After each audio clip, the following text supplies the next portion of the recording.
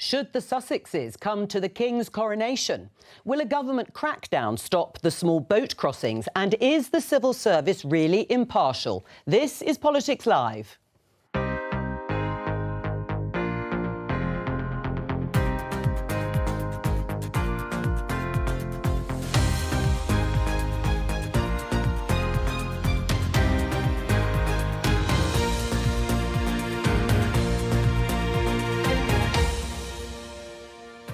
Joining me today, Conservative MP and former Cabinet Office Minister Brendan Clarke-Smith, Labour MP and Shadow Defence Minister Luke Pollard, The Observer's Sonia Soda and The Telegraph's Tim Stanley. On today's programme... It is important that the government tackles this head-on. This policy is just the latest in a long line of unworkable gimmicks. Will telling Channel migrants they'll be banned from the UK forever stop the small boat crossings? I'm sure people, may want to draw their own conclusions about the confidence they can place in her inquiry. The senior civil servant who conducted the Partygate probe is hired by Labour. Keir Starmer won't say when the recruitment process began. When did you first contact Sue Gray about the possibility of becoming your chief of staff? Well, Nick, that's going to be laid out by Sue. She's got to do that as part of her leaving procedure, but there's nothing improper at all. It's a sad time for this part of the world. And the gunman who killed 5 in the worst mass shooting in over a decade. How can the misogynistic ideology that drove him be tackled?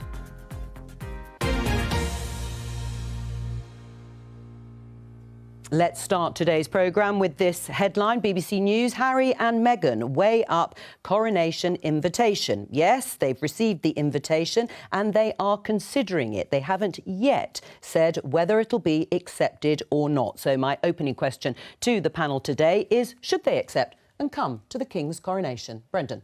Well, I don't want to get involved in family disputes, but I think it's nice when we can get on. And it's one of those, it's such a special occasion for everybody. You hope that everybody can be included and feel comfortable with it. And you don't want this constant media circus around. We want to have something that we can enjoy. We can come together with the public. And, of course, if they want to be part of that, then great.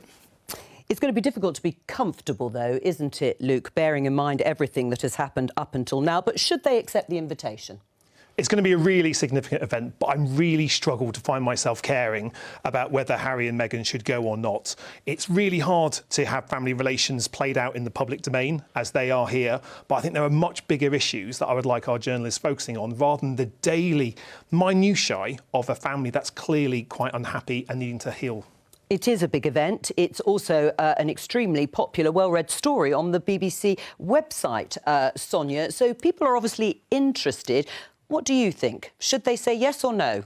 I mean, I sort of think it's up to them. I'm kind of with Luke on this. But I do think that if I was advising them from a PR perspective, I would probably say just suck it up and go, because if you don't go, there's going to be a lot of press and media attention. And do you really want that? But I don't really care, and I struggle to get het up about whether they do or they don't. Do you think they will?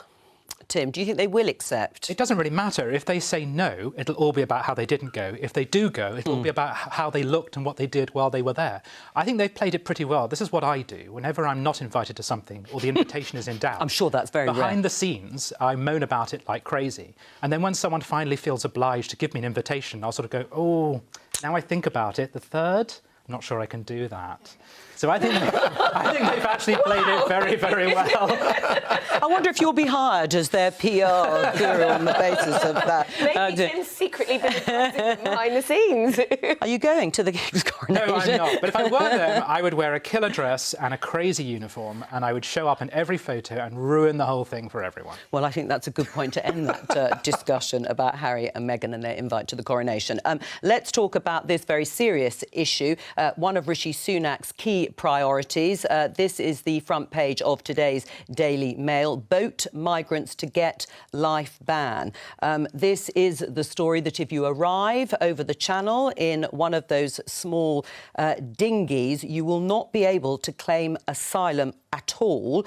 You will, in fact, be sent, we haven't seen the legislation, I might add, you will, in fact, be sent to a third country. It could be Rwanda, it could be somewhere else, and you could face a lifetime ban from entering the country. Is this going to work, Brendan? Absolutely, and I think this is exactly what's needed. And you look at every single piece of legislation that we've tried to bring in at the moment, either the human rights lawyers are all over it or the opposition are over it, or the Rwanda scheme as well. We're still waiting for that. Prime Minister said it's one of his 5 pledges. Really keen to actually get something done, and I think it comes down to actually being able to deliver. We've had lots of legislation so far. It's been frustrated all the way, so we want to get it right. We don't want to have another piece of legislation where basically it's challenged and it doesn't happen. So people expect results. They're not bothered how we do it. They just expect us to do it. People aren't bothered how they do it. Will it work, Sonia? It's not going to work. The permanent secretary of the Home Office wrote to Priti Patel in 2021 saying the government claims it's going to have a deterrent effect on the number of people trying to cross the channel in small boats.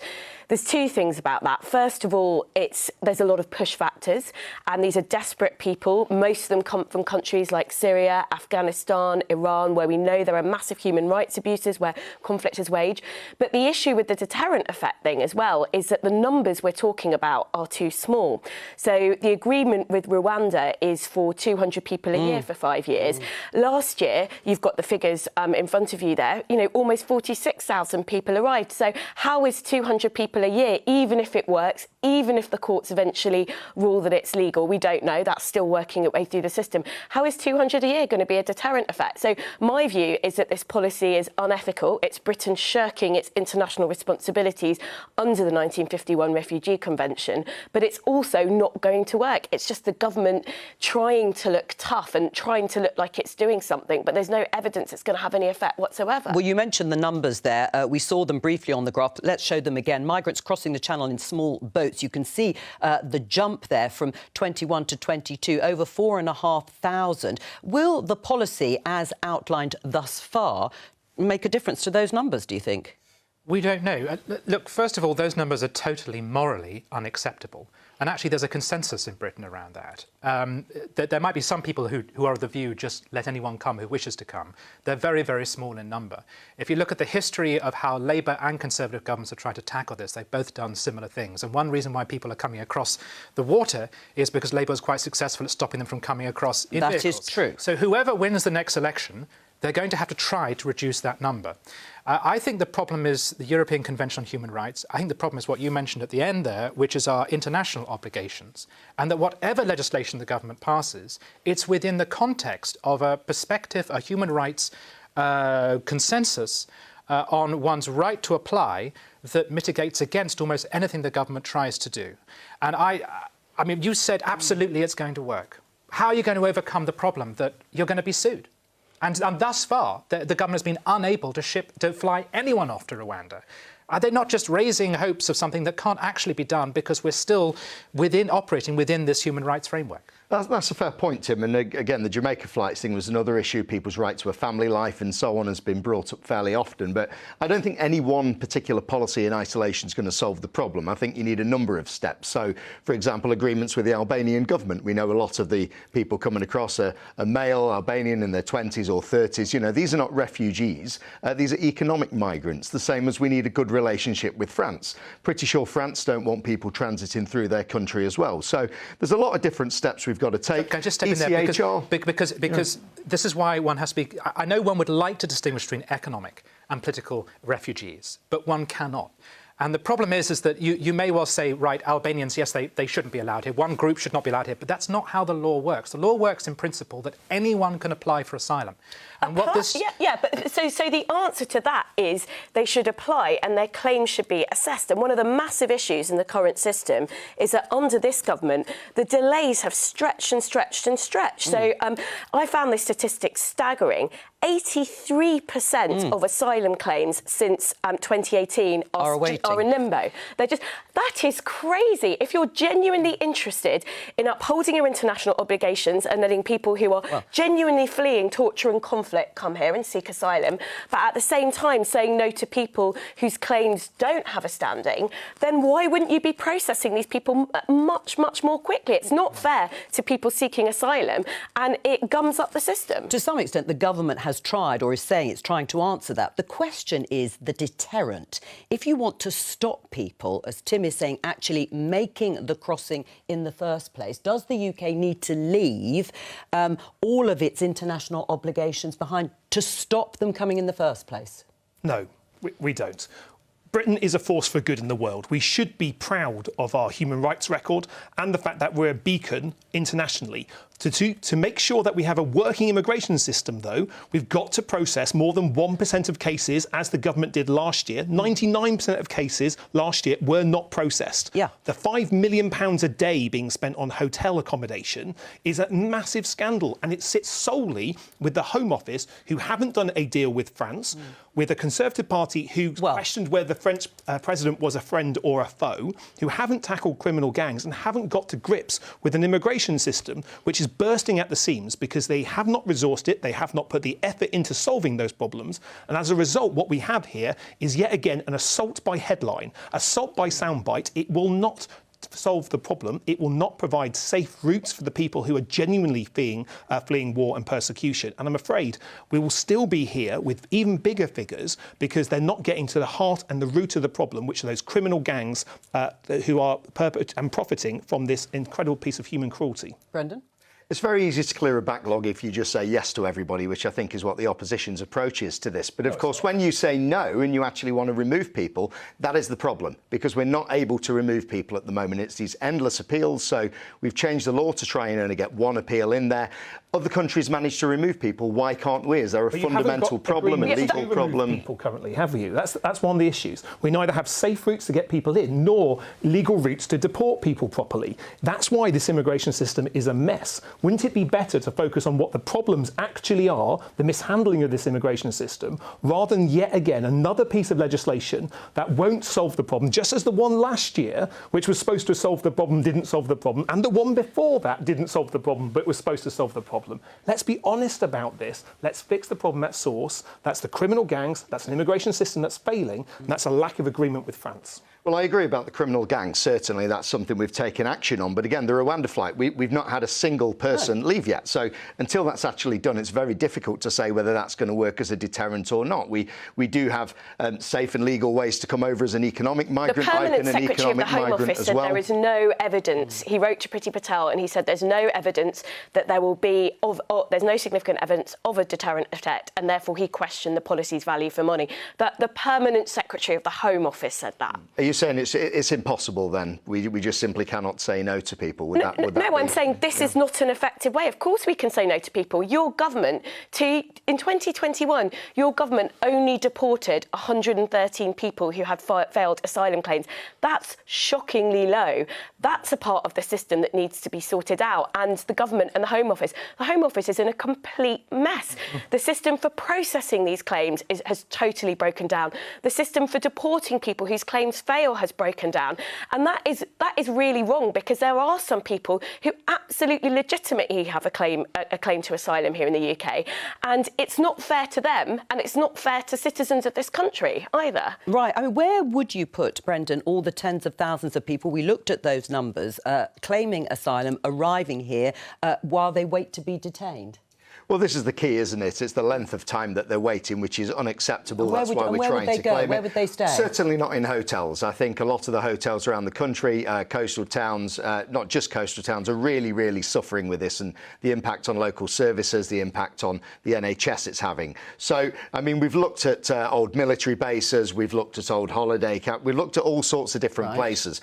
But I think the idea is it's the length of time that is the problem. And once we've made a decision on it, I mean, yes, there will be people absolutely genuine, we should be able to integrate those, give them a quick decision. And I think we all want to do that. We've done this with Ukraine, with Syria, with Afghanistan. We've taken many refugees in. But when we say no, we need to be able to remove people quickly. Yeah, but some of those legal routes, for example, for people from Syria have been removed. So the government is saying, well, you know, you can't come here on your own means. You can only come through a safe legal resettlement route. But lots of those resettlement routes have been taken away from the key countries around the world where there are refugees fleeing because of conflict and human rights abuses. So that is essentially Britain saying, well, we're not going to do the legal routes and we're going to deport people who arrive here to Rwanda. It is absolutely shirking our responsibility. We live in a world, I mean, it's age-old, the flow of people from conflict zones. There's always going to be a movement of people around the world.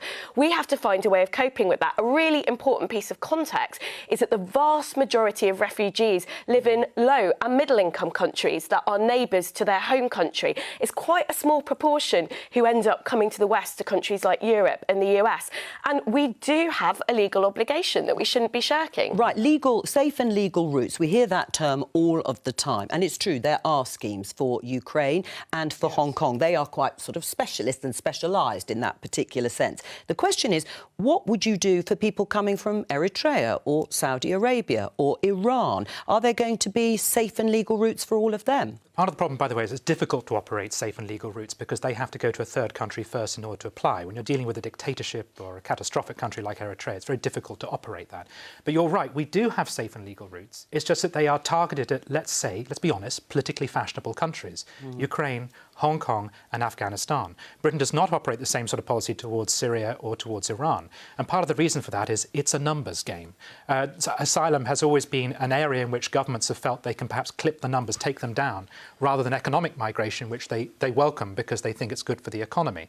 The government's way around this is to say, look, let's not talk about the safe routes. They keep saying we'll have safe routes, but let's not talk about them. Let's talk about this one genuinely dangerous and immoral and illegal route, which is across the Channel, which, again, as I say, there is consensus about. But their strategy is to say, we are from now on going to say anyone who uses that route, you are automatically deemed to not have a right to be here, and you'll be moved to Rwanda, not for your application to be processed, but for you to apply for asylum within Rwanda. And what I'm saying is, under the current human rights framework under which we operate, that's not how asylum works. And it's not going to work for that reason. So are you suggesting that the UK does leave the European Convention on Human Rights and any other international agreement? Well, the government's confident that it will work, but of course, if it's not, the debate about the ECHR. Now, when I knock on doors in my constituency, people don't say they desperately want to leave the ECHR. They do say they want us to deal with the small boats and illegal immigration. So what do you think? Well, if it's a means to an end, if we can do it without leaving, then fine. If we find out that we'll have to leave, then I'm open to that as well. I think we need to keep that on the table. I have to ask, if a mother and child washed up on these shores,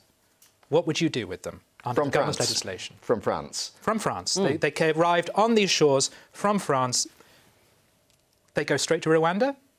Well, I think you'd have to treat it on a case-by-case basis. So you would obviously look at their case and you would hope that it would be dealt with in a fair way. And then if it was not economic migration... No, that's not what's being suggested today. By the way, it doesn't apply to women and children. I'm sorry, I gave an unfair example there, because actually the Rwandan plan doesn't apply to some groups. But it's true, but if people arrive on UK shores, the government, the suggestion is that they will be banned altogether and they will be sent to a third country, whether that's Rwanda or somewhere else. And you're signed up to that? I'm perfectly fine with that. I mean, I put another scenario. You know, we just took the citizenship of Shamima Begum. These cases. If Shamima Begum came on a small boat and arrived in this country, would we be able to remove her with the way things currently are? Probably not, and this is the problem. Because she's a British citizen. I'm sorry, you can't just rewrite the human rights principles upon which everything operates because of one localise a temporary problem. That's the problem with all of this. And you keep trying and you keep failing because you can't do it because we're a nation of laws.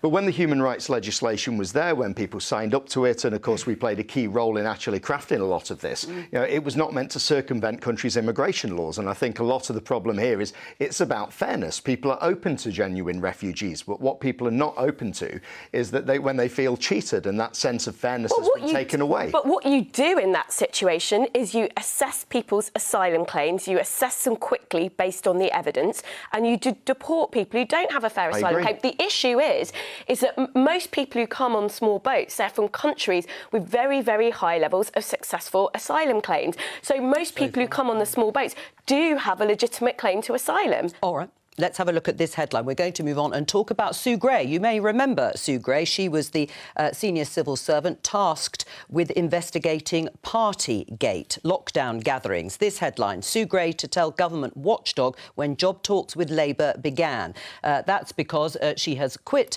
her role as a senior civil servant on Thursday after reports came out that she is going to take a job as Keir Starmer, the Labour leader's chief of staff. And as I say, she investigated lockdown gatherings. Now, on LBC Radio this morning, Keir Starmer was asked many times about when he first approached Sue Gray to be his chief of staff. Let's have a listen. Can I ask when you approached Sue? Look, if I may call her, Sue? I've been looking for a chief of staff for a number of weeks now. I think October 2022, Sam White left you, if I've got Well, that that's correct. when I lost, when Sam White moved on. We'll try again, and obviously you don't have to answer, but when did you first contact Sue Gray about the possibility of becoming your chief of staff? Well, Nick, that's going to be laid out by Sue. She's got to do that as part of her leaving procedure. But there's nothing improper at all. But you can't tell me that. Nick, nothing improper at all. But if it's not improper, I'm sorry to... If it's not improper, why won't you say, it was a month ago, Nick, or it was 6 weeks ago, Nick, or it was on New Year's Day? It was. I've been looking for some time, and there's nothing improper in the slightest. Well, if there is nothing improper, as Nick Ferrari said, why won't Keir Starmer just say? Well, Keir Starmer and Sue Gray are two people who love rules, who love process, who love decency and upholding high standards. Yeah. I have no doubt that the official process has been followed and, importantly, must be followed now. And that is what Sue Gray and the Labour Party are following. Right. But why won't he just be drawn on it? Why won't he say, we've been in talks for a few weeks, a month? Well, one of the clips that you didn't show from the LBC interview is when Keir said any of the conversations took place after the Sue Gray report was published. Right. And so, so why won't he say then? If there's nothing to answer, why won't he just say so? Well, I think both Sue Gray and Keir Starmer want to follow the correct procedure. The correct procedure in this case is to follow the Cabinet Office procedures, which lays out when a senior civil servant leaves the government, the civil service, to take another job, what are the rules that should be followed there? Now, this is heavy on process, but I really, honestly don't think there is a smoking gun here. These are two people who are decent and upholding high standards, who are following the correct process. Right, but then is that line sustainable?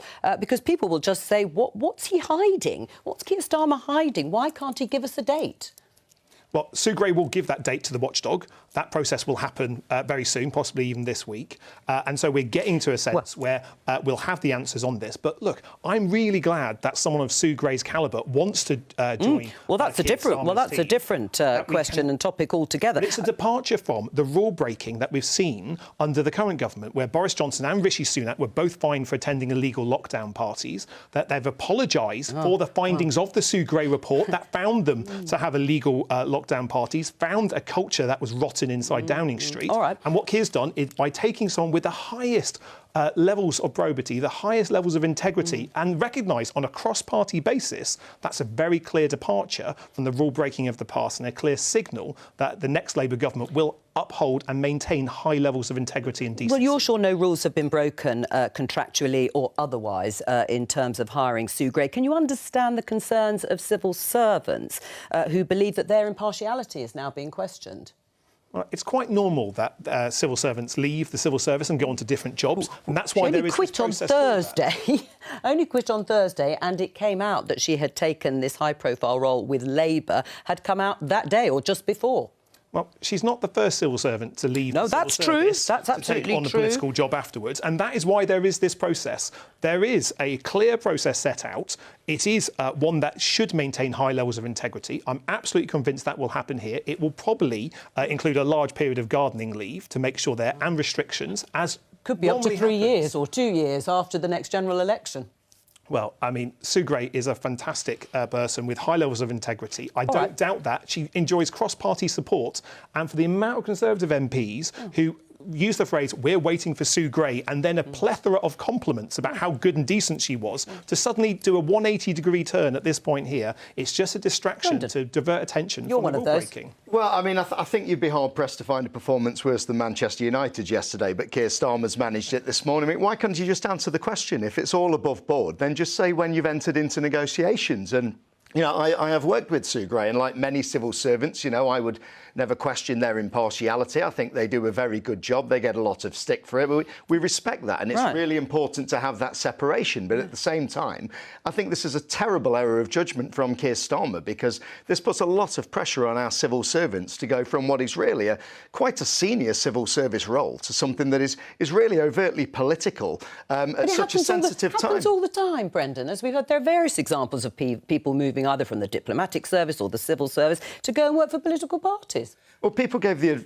example of David Frost. Now, David Frost actually left the civil service for a number of years. He was then a special advisor, a political role, and then things came later. He didn't switch straight from being in the civil service to go for something as controversial as this. Why do you object? What's the problem? OK, I've got no problem with people having private political beliefs, and as I say, people are very professional. It should be followed in the correct manner. Now, to suddenly announce that someone's going to work for the leader of the opposition, now, civil servants are privy to some quite sensitive information, especially with the workings of government, how ministers plan. They need that. They need to know that that can be kept private. I'm not suggesting that that's not the case, but of course the perception is there, and I think it looks very, very bad, especially Boris Johnson has his Privileges Committee coming up. Now, someone tried to make it all about that. It's not. It is the wider principle here of the separation of the civil service and politics. Keir Starmer's muddied the waters, and I think he's done the civil service a great service in doing so. Sonia? I think that distinction between the civil service and political advice is a bit overblown, actually. I think in practice, the boundaries are quite fuzzy. I think you get very senior civil servants who work very closely with politicians. Sir Bernard Ingram, for example, he was a civil servant who worked very, very closely with Margaret Thatcher. So I'm actually quite relaxed about it. I think it does happen a lot. I think when you take a step back, to the extent that anyone in the real world is paying attention to this, what the signal it gives is actually, well, Keir Starmer is really serious about the business of preparing for government. And I think that's really, really important for an opposition that's doing well in the polls to take seriously. And secondly, well, a senior civil servant of Sue Gray's calibre now rates Labour's chances of winning the next election so highly that she's prepared to step away from this job security of a civil service role to go and work for the leader of the opposition. It's very clear she's not going to be in a very, very avidly political role. She's not going to be running the next general election campaign. She clearly doesn't have the experience of that. Her experience is how do you make government work? How do you enact policy? I expect that is exactly why Starmer's employed her. Well, the irony is that these two experienced paragons of virtue have between them accidentally helped to restore a little of Boris Johnson's reputation. Because, of course, he was brought down by Sue Gray. And at the time, he accepted her findings, by the way. And he said she was a woman of probity. She was, again, another paragon of virtue. But now that now she's flipped over to Labour, it's inevitably going to feed a narrative that actually the whole Partygate thing was stirred up by partisan civil servants. Now, it doesn't matter if that's true or not. This is politics. Politics is all about perception. The only person that brought down Boris Johnson was Boris Johnson. His support for Chris Pincher, his support for Owen Paterson, yes, and then the illegal lockdown parties. But what about perception? I agree with about you. perception. Right. Well, what is the perception? But what is the perception? I just don't think that perception is going to land with the public. The evidence is so clearly out there that that rules and laws were broken in Downing Street. There've been police fines. We've got photos, for goodness sake. But if the judge in a court well, hang on, Sonia's mentioned them. Let's have a look at the photos. Immediately after the court case, went and took a job with the person who brought the accusation, we'd all say, well, that doesn't look terribly good, does it? And that's essentially what's happened. Look, I don't dispute her own ability. The problem is that we are going to have to rely upon her being a good person, that she will not share classified information, that she won't hand over her experience and her contacts from having worked at the top, that the fact that she's been working at the very top of British government won't have the slightest impact upon Keir Starmer, and he will not in any way use that. We have to rely upon her decency as a civil servant in that case. Well, talking of your perception, you've mentioned the photos. They've been released to the Privileges Committee that are looking into whether or not Boris Johnson misled Parliament, because we know that he broke the rules because he received a fixed penalty notice for it. We might be able to show them again, Brendan, because I'd like you to have a look at them. For those of your colleagues and Conservatives who feel that it delegitimises the Partygate inquiry, when you look at these images, well, I mean, what do you think? Do you think Boris Johnson didn't realise he was at a gathering or a party, whether Sue Gate oversaw it or not?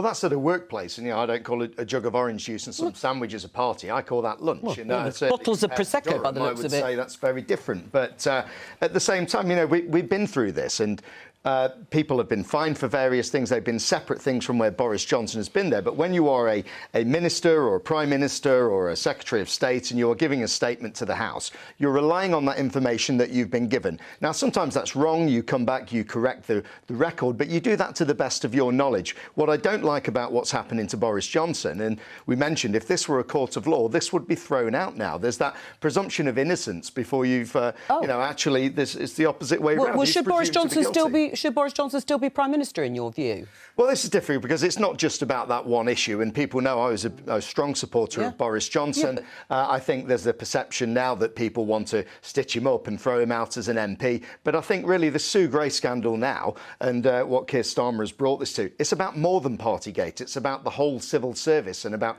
how we see civil servants. So I think if we make it about Partygate and the Privileges Committee, it kind of misses a bit of the point there. Yes, that's going on, and we know that, and that's old ground. There's a much bigger issue at here play. But when you looked at that photo of Boris Johnson at illegal lockdown parties and you tried to say, oh, it was just some orange juice and some sandwiches, why are you not saying that was wrong? That was wrong. People that I represent, that you represent, did the right thing. They stayed at home. They followed the rules. The Prime Minister who made the rules broke them. And you looked at that photo and you didn't say, that's an illegal gathering. I am sorry that took place. I am a Conservative MP and I'm sorry. That's what you should have said. That's what you should have said when you saw that photo. And you decided to throw some mud around on Sue Gray and on others to try and protect Boris Johnson. That really isn't good enough, Brendan. The Prime Minister is at work there, and also what I would say is the Prime Minister was fined on for one incident. Of course, Rishi Sunak was also fined for that. Now, if I knock on the doors again of my constituents, I do not know a single one that certainly the Rishi Sunak fine felt that was fair. I think that's very unfair. You can contest that, but we're talking about something different here. Well, hang on, let me bring to... Luke, when you enter government in a few months' time, which you will have to do so trusting that the civil servants you are dealing with are completely politically non-biased. Now, if in the course of working with them, you found one of them quit their job and went and worked with the leader of the opposition, would that not cause you to cast some doubt upon the objectivity of the institution that is so critical to good government? Well, having worked with the civil service in the past, I know that there are people who are, in their private lives, would vote Labour. I know there are some that would vote Conservative and some that would vote elsewhere. The point is, these are professional people at work doing their best to uphold the integrity of the civil service and advise ministers in the best way they can. The reason we have a process for people who leave the civil service to take other jobs, including in business, where they could use their knowledge for the benefit, their personal benefit and of their employers, is to make sure they understand what their responsibilities are, what the correct process is, and to make sure that appointment is proper. Why not go to Aqaba first rather than announce that Sue Gray is joining the Labour Party then? It seems to have been done very back to front, that we've got this announcement and we're now trying to find out whether it's ethical or done at the right time or when Keir Starmer made that contact. So it's been done in a very back-to-front way, and I think that's why people want to know, when was that initial contact made? And why is it a problem to reveal that? And no doubt we will find out in due course, maybe before the actual application is lodged. We're going to talk about the inquest that has concluded into the shooting in Plymouth, in which 5 people were killed. It's the worst mass shooting in Britain since 2010. A 22-year-old gunman, Jake Davison, then killed himself. Let's just have a look at the news report from that day. Good evening. A vigil has been held tonight in memory of the 5 people killed by a gunman in Plymouth in the UK's worst mass shooting in over 10 years. The dead include the mother of the gunman, who was the first to die, and a 3-year-old girl, Sophie Martin, who'd been out for a walk with her father, who was also shot dead. Plymouth is hurting tonight. In this neighbourhood, everyone knows one another. So finding out who the victims were has only made things more painful. You're the MP for the area, and it must have been, and it was, a terrible, terrible shock to your constituents. What was the impact on the community? Oh, it's been this intense trauma from the moment the shooting happened, and it continues. We lost 5 members of our community, 2 people were shot and survived, but we have hundreds of people, literally hundreds of people, including many children, who watched someone get shot with a pump-action shotgun on the streets. This is something that the strong sense in Plymouth is that we never want to see repeated anywhere again. So to do that, we have to learn the lessons from what happened, the police failings, but also tackle that toxic underbelly on the internet, that incel culture, that violent misogyny and hatred of women that may have informed the actions of the killer here. Explain to our viewers what incel culture is. You're quite right, there were police failings, but there was this ideology that was seen to have driven this man to commit those crimes. What is it? Well, very few people before the shootings took place really understood what an incel was. An incel is someone who's involuntary celibate. That's celebrating the fact that they can't maintain a relationship with a woman, or blaming women for their lack of sex or lack of relationship. And it very quickly can breadcrumb into a violent association with women and a real hatred of women. Now, that is potentially what is happening, not just in the case in Plymouth, but in bedrooms up and down the country, where our young men in particular are looking at content, be it Andrew Tate, be it other types of violent misogyny, and then going down a rabbit hole to get to even more disturbing, toxic masculinity, disturbing, toxic examples of incel violence in the UK and in America. And that is radicalising a whole generation of young people. And frankly, we don't have a plan as to how we tackle that. Should there be a plan, Brendan? Should the government be looking at a way of specifically targeting incel culture? So it should certainly be on the radar, yes. And Luke and I have disagreed on many things today, and this is something that I'm sure colleagues across the House will agree with him on, that this needs to be tackled, and mentioned appalling people such as Andrew Tate, this sort of wider misogyny in society. But obviously the coroner's report's going to come out, and we'll see what's there and what we can do about that. But there's certainly a lot of support for getting something together and making sure a tragedy like this can never happen again. Right. I mean, there have been calls that perhaps it should be classed as terrorism, extremism of that kind. I mean, do you think there's a legislative response, Tim, to this kind of thing, or societal in that sense? I would say societal was better, because it's very difficult to define and to police bad attitudes. Now, by saying that, I'm not giving any leeway to those bad attitudes. They are appalling. And it's a very distressing thing that in our culture, which today is healthily feminist in many ways, there is beneath the radar and beneath the perception of mainstream culture this misogyny, violent misogyny, which probably finds some expression through pornography, by the way, which is still being articulated and still is out there. Something needs to be done. But where I'm cautious about governments getting involved, as I say, is whenever governments get involved in defining a problem and then policing it, you can get an overreach that could possibly produce an adverse reaction. I'm thinking of the government's prevent strategy for the last 20 years towards the Muslim community, where after 9/11, the government got into the business of defining what is a good or a bad Muslim and then policing it. They may well, in the course of doing that, have saved some lives, by the way. But in the course of doing that, they also alienated a community and possibly did some harm. And I'm reluctant to give government the go-ahead to do that. I just to say, I'm personally philosophically of the view that in this country you should largely be left alone unless you pose a direct threat to someone else. And I'm not comfortable about giving government powers or encouragement to go prying into people's privacy and their souls. Sonia?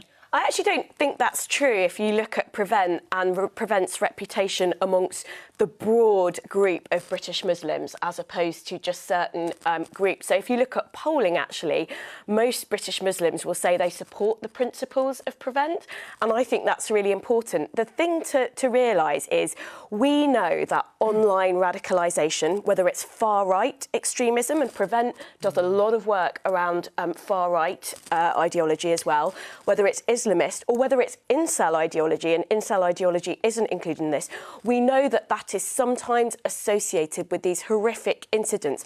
But it's not just the incidents, it's not just terrorist incidents like the one that we saw in Plymouth. It's also the harm that it does to young people who are being groomed and radicalised online. And if you look at what's going on with incel ideology, there are similarities with far-right grooming, with Islamist grooming. What happens is a boy might go onto YouTube, ask an innocent question, question, you know, what is feminism? The first video that he might see might be Emma Watson speaking at the UN. Within 4 or 5 videos that have been pushed to him, he'll be watching really kind of extremist stuff. This is an issue. And actually, if you look at terrorism, and if you look at far-right terrorism and Islamist terrorism, often the people committing these crimes, the men committing these crimes, the one thing they have in common is a track record of domestic abuse and violent hatred of women. And I think we need to worry about this, first of all, because there is that link that people like Joan Smith have evidence, but secondly, because it's not just about this very tragic, very rare event in Plymouth. 3 women a week are killed by men in this country. And that's through things like domestic abuse, for example. It happens behind closed doors. It's very below the radar. What is this doing? The fact that our boys are being inculcated into this stuff online, what does that do? Pornography as well, that's an issue.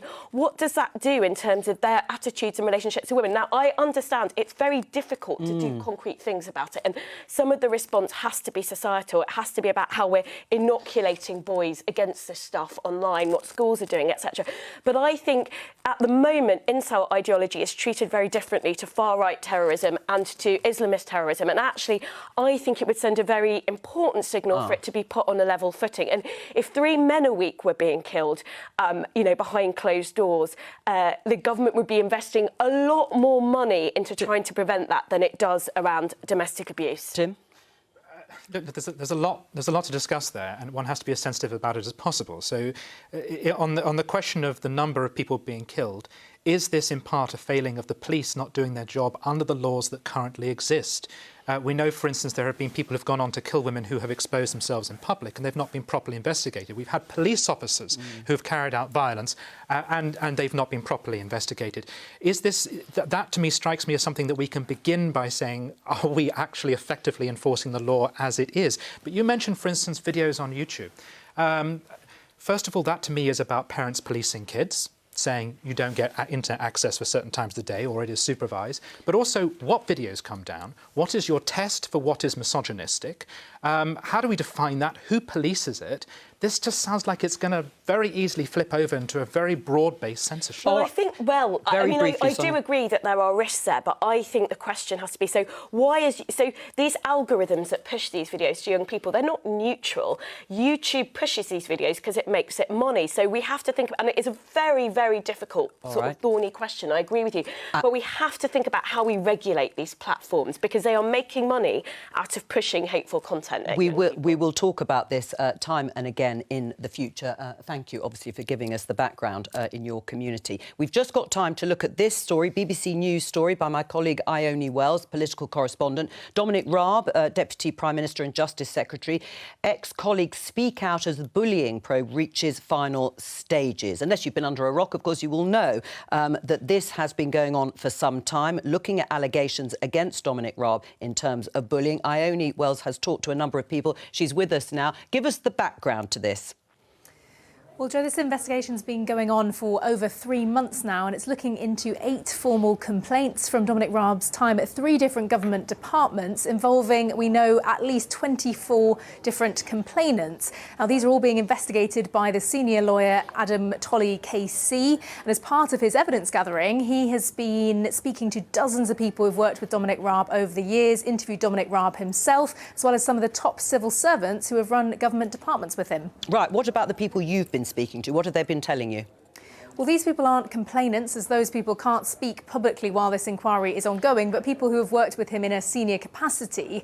Somebody who advised him in a senior role in one government department says while they weren't personally bullied, they have no question that what they witnessed was bullying, and said he could be belittling, he could be angry and offensive at the flick of a switch to people, but also that his behaviour had an impact on policy as well as people, because some junior officials, they claim, were protected from being exposed to him, and therefore, in their words, he shut up people who were supposed to be advising him. Now, somebody else who was a former parliamentary staff member told me that while they didn't think he was necessarily a bully, they had witnessed him make people cry and literally rip up people's work at times. But then others have had very positive experiences. One parliamentary staffer who his team put us in touch with said they only had good things to say.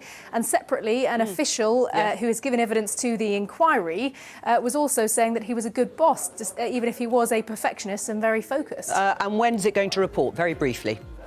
We're expecting the report very soon. It is in its final stages. And of course, Dominic Raab himself has strongly denied claims of bullying. He has. Ione Wells, thank you very much for bringing us that. That's all we have time for today. Thank you to all of my guests. I'll be back tomorrow with more Politics Live at 12:15 here on BBC Two and the BBC iPlayer. Please join us then. Bye-bye.